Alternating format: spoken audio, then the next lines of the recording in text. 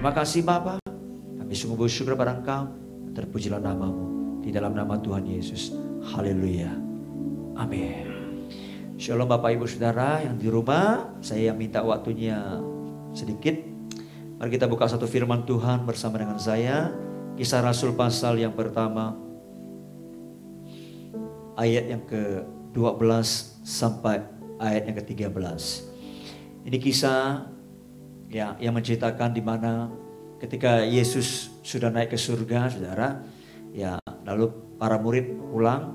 Kita tahu bahwa sebelum Yesus naik ke surga, Yesus memberikan sebuah janji kepada murid-murid. Dan Yesus memerintahkan mereka agar jangan tinggalkan Yerusalem, ya, sebab nanti mereka akan menerima kuasa dari tempat yang tinggi, ya. Dan apa yang terjadi, saudara? Di ayat 12 dikatakan begini, maka kembalilah rasul-rasul itu ke Yerusalem dari bukit yang disebut Bukit Zaitun, yang hanya seperjalanan sabat jauhnya dari Yerusalem, saudara. Ya, setelah mereka tiba di kota, naiklah mereka ke ruang atas tempat mereka menumpang. Mereka itu ialah Petrus dan Yohanes, Yakobus dan Andreas, Filipus dan Thomas, Bartolomeus dan Matius, Yakobus bin Alfeus dan Simon orang Selot, dan Yudas bin Yakobus. Ayat 14, saudara. Mereka semua bertekun dengan sehati dalam doa bersama-sama dengan beberapa perempuan serta Maria ibu Yesus dan dengan saudara-saudara Yesus. Saudara, ya, nama-nama yang disebut tadi, saudara, adalah para rasul Yesus, murid-murid yang pertama. Ya, dikatakan ada 11 murid, satunya sudah hilang, yaitu Yudas, karena Yudas menjual Yesus dan kemudian dia menyesal, tapi dia tidak bertobat, dia bunuh diri, saudara, dengan cara menggantungkan dirinya, saudara. Ya, nah, 11 murid ini bersama dengan beberapa wanita, termasuk ibu Yesus dan juga saudara-saudara Yesus, saudara. Ya, ada yang bernama Yakobus. Ya, mereka menantikan janji Allah itu, saudara. Tapi mereka menantikannya bukan dengan cara hanya duduk diam-diam. Tapi mereka bertekun, dikatakan, dalam doa. Bertekun dalam doa, saudara. Ya, nah, ketika mereka bertekun dalam doa, saudara, ya, maka apa yang terjadi, saudara? 10 hari sesudah mereka berdoa dalam ketekunan mereka, saudara, Alkitab mencatat tibalah hari Pentakosta.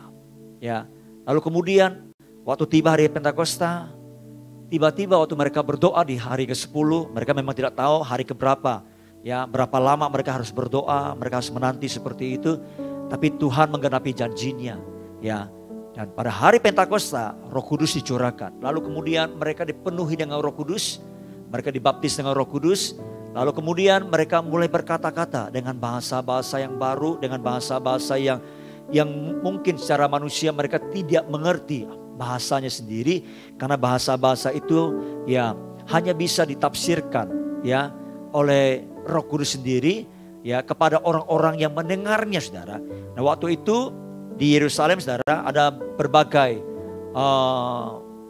orang-orang Yahudi yang dari bangsa-bangsa yang lain, saudara. Mereka bisa mendengarkan bahasa-bahasa yang diucapkan ya diperkatakan oleh para rasul itu, oleh para murid-murid itu, saudara, ya, dengan berbagai macam bahasa yang ada, saudara, seperti itu, saudara.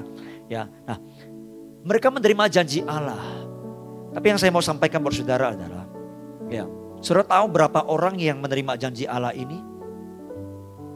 Alkitab mencatat 11 murid, 11 rasul itu bersama dengan beberapa wanita dan juga saudara Yesus, saudara. Tapi tidak hanya itu, ya, karena di ayat ke-15 dikatakan begini, saudara. Pada hari-hari itu berdirilah Petrus di tengah-tengah saudara-saudara yang sedang berkumpul itu, kira-kira 120 orang banyaknya. Jadi ada 120 orang banyaknya, saudara.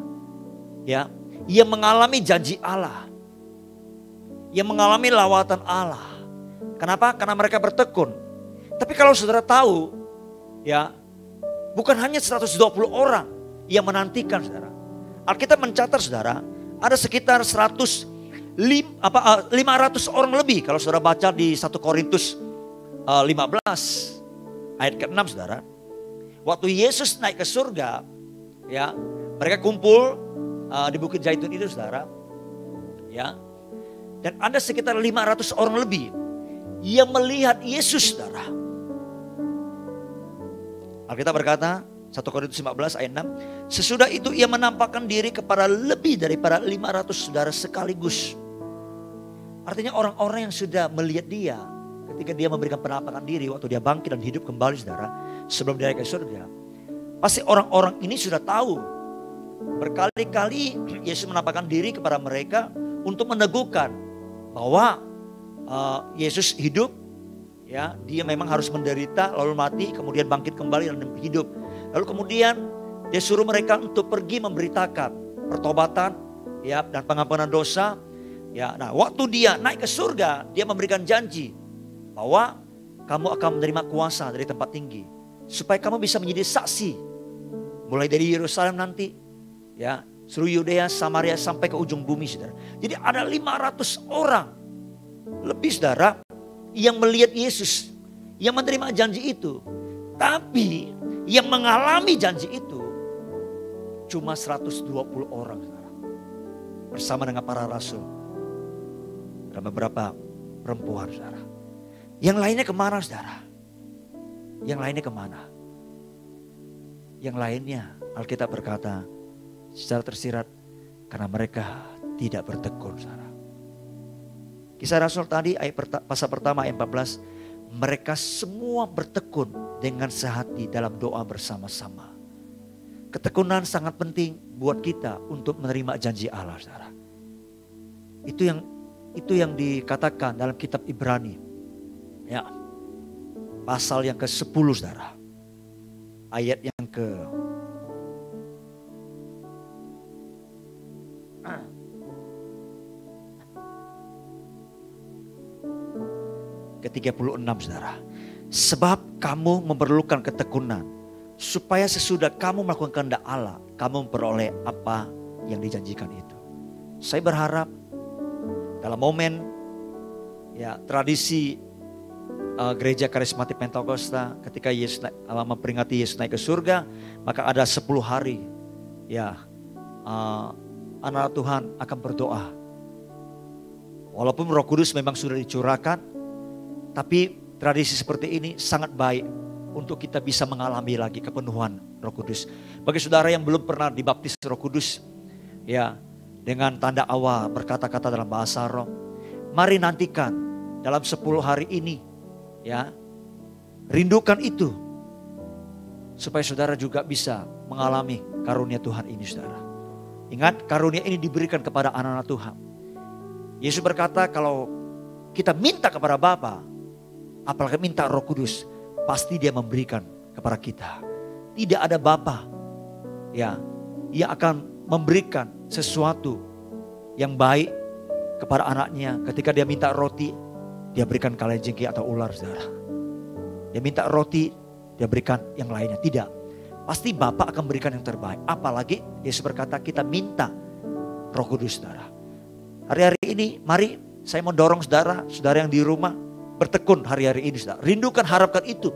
Ya, mungkin ketika kita berdoa seperti ini atau ketika kita beribadah besok hari, ya, sepanjang hari-hari berikutnya kita ikuti Mesbah Fajar ini, mungkin ketika kita ada dalam persekutuan seperti ini kita tidak mengalami itu. Tidak apa-apa. Tapi persiapkan diri saudara untuk menerima janji Allah itu. Bisa jadi dimanapun saudara Anda mungkin sedang melakukan aktivitas apapun, Tuhan bisa melawat saudara, menggenapi janjinya bagi saudara. Amin, Bapak Ibu Saudara. Jadi persiapkan diri kita, saudara, untuk bisa menerima apa yang menjadi janji Tuhan bagi kita, saudara. Saya berdoa saudara yang mendengar ini, ya, saudara mengalami janji Tuhan ini, saudara. Semua saudara, termasuk kita yang di sini, kita mengharapkan, ya, kita terus boleh mengalami lawatan Tuhan atas kehidupan kita, saudara. Amin, Bapak Ibu Saudara. Jadi kita perlu ketekunan, saudara, ya. Kita sudah dengar janji Allah bahwa dia akan memberikan rohnya, bahwa dia akan membaptis kita dengan Roh Kudus, bahwa kita bisa menerima karunia berkata-kata dalam bahasa roh. Ya, saya sudah jelaskan kemarin, karunia bahasa roh adalah karunia untuk kepentingan diri kita sendiri, karena karunia itu untuk membangun diri kita, saudara. Ya, jangan dengarkan yang lainnya.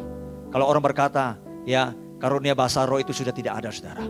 Kalau Tuhan izinkan nanti hari Senin, ya saya akan menguraikan bagi saudara bahwa itu masih ada sampai hari ini saudara. Seperti itu. Minta kepada Tuhan, ya Dia pasti akan memberikannya saudara. Mungkin orang berkata, itu kan tergantung Roh Kudus. Betul. Tapi kalau kita baca dalam konteks Alkitab, selalu kalau kita minta Yesus membaptis kita dengan Roh Kudus, selalu tanda awalnya pasti berbahasa roh saudara. Seperti itu. Kita minta itu untuk kehidupan kita supaya hidup kita terus boleh dibangun. Ya, mengasihi Tuhan, mencintai Tuhan. Dan ada tujuan yang tentu kalau kita dibaptis Roh Kudus, kita tidak hanya sekedar berkata-kata dengan bahasa roh. Ada tujuannya, ada poin utamanya saudara. Nanti saya akan jelaskan hari-hari berikutnya. Ya, saya berharap saudara terus bisa mengikutinya saudara. Amin Bapak Ibu Saudara. Haleluya. Ayo mari kita datang kepada Tuhan, kita mau akhiri Mesbah Fajar kita pagi hari ini.